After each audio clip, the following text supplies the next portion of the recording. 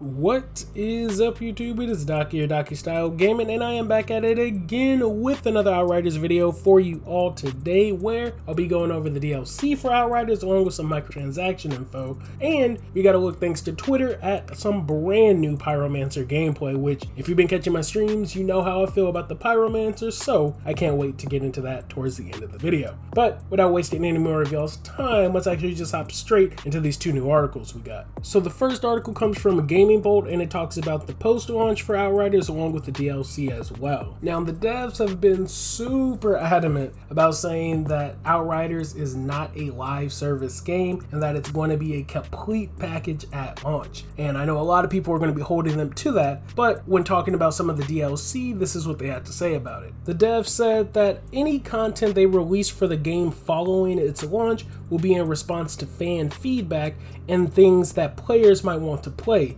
and that rather than releasing things that should have been in the game at launch as post-release expansions, any and all DLC will be purely additive, meaning anything new that we get into the game will only add to the game's longevity.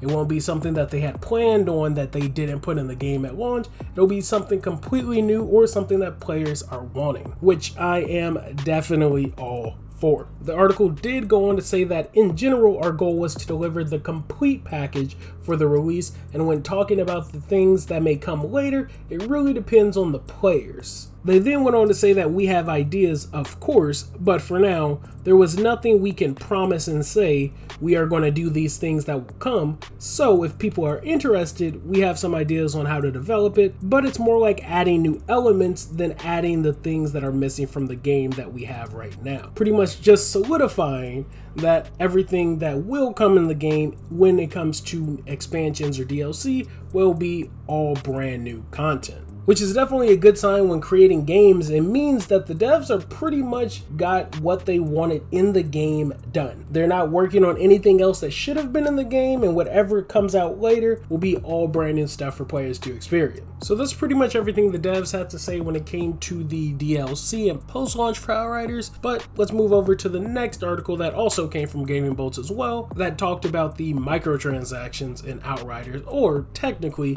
lack thereof, which is honestly kind of surprising because whenever a new looter comes out, I think it's safe to assume that a lot of people are expecting it to have microtransactions. I'm not saying people want microtransactions in it, but a lot of people are expecting it. I mean, games like Destiny are the perfect example of a microtransaction filled game, or Anthem, or even most recent looters like Avengers. Microtransactions kind of go hand in hand with looters, and though that's not a good thing, it's kind of expected. So whenever there are those few looters that come out that don't have microtransactions, always try to applaud them, because even though technically that's not really an accomplishment, it's nice that they decided not to go down that same route that a lot of other looters went. So in Outriders' case, when asked about microtransactions, they said, "We decided to go the old school approach, where we are just finishing the game and giving it to the players, not thinking about the microtransactions, game passes, and things like that." Then went on to say that at some point it was easier for us to think about the game that way, just delivering the whole product, and that we believe players will like that proposal. Now, they didn't close the door completely on microtransactions, saying that of course it doesn't close that option for us. In the future, if they wanted to, they could add it as battle passes or similar contents, but not like microtransactions. It would be more like the bigger components that would help those players who want to go deeper into our world and play in that world. They then pretty much went on to say that until then, what we have created is enough, and they said that do we want to build our world on mechanics? Sure, but not in the form of microtransactions. So it definitely seems like they are opposed to microtransactions, but again, you don't want to completely rule it out. But it doesn't seem like something they really want to try and take that approach with, which again, I'm all for, and I feel like a lot of other players will be as well. And like I said in a few videos ago, this game has the potential, a lot of potential for a lot of different things. And if everything the devs are saying is true,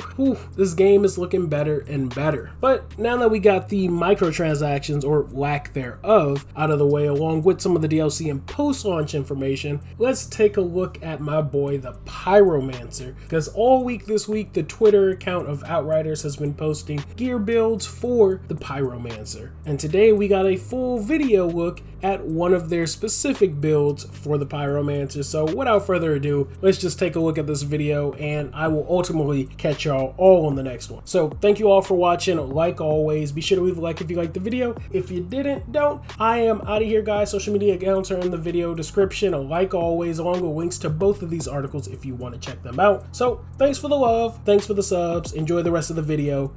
Peace. Welcome to the gear and mods preview of the Pyromancer's Fire Witch build. The Fire Witch is a build that relies heavily on the skill usage in order to maximize its damage when using the skills Overheat, Phaser Beam, and Eruption.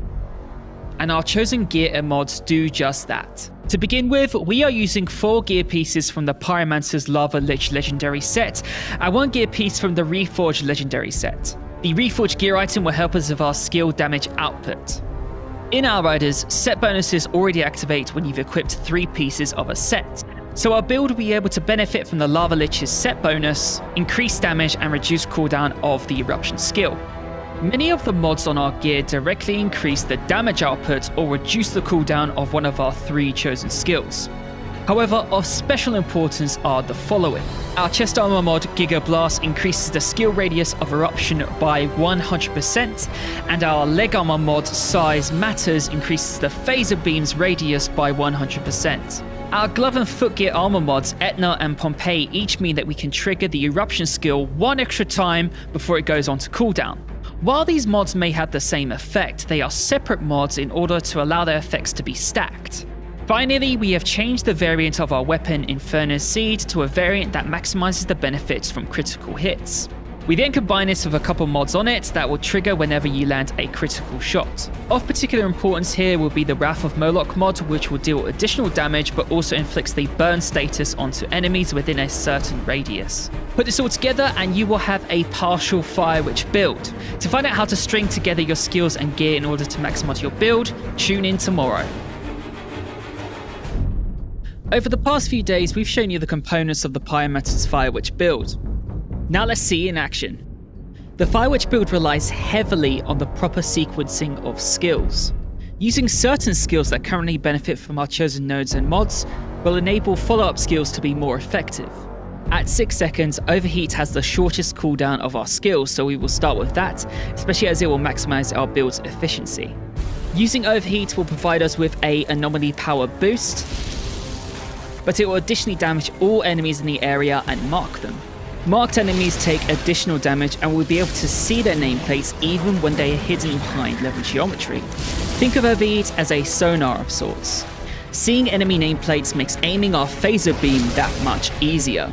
Phaser deals a ton of damage, but it will also apply the burn status to enemies. Now we just throw in 2 of our Eruption skills into the mix and watch the body parts rain upon us. A quick use of our refreshed Overheat skill will ensure that enemies continue to suffer from our debuffs. Using Eruption for the 3rd time will trigger its cooldown, meaning that we now have to switch back and forth between Phaser and Overheat until Eruption is available again. Our Inferno Seed weapon will additionally inflict burn onto enemies, which our Overheat skill can take great advantage of. We can then use our guns to pick off individual enemies until our skill combos are ready to be used again. The key to this build will lie in your ability to hit as many enemies as possible with each Phaser Beam and Eruption. To do so, you will need to keep on the move to ensure you can always line up as many enemies as possible. And for the moments in between all that, your Inferno Seed can deal plenty of damage. In short, the skill sequence for the Fire Witch is as follows: Overheat, Phaser, Eruption, Eruption, Overheat, Eruption, Phaser, Overheat. So that is the Fire Witch build. Note this is simply an example build that some of our team like to play with. It's just one of 4 classes, each of which has access to 8 skills and thousands of mod combinations. You can of course create your own builds and modifications in order to personalize your Outriders experience, and we look forward to seeing what you come up with.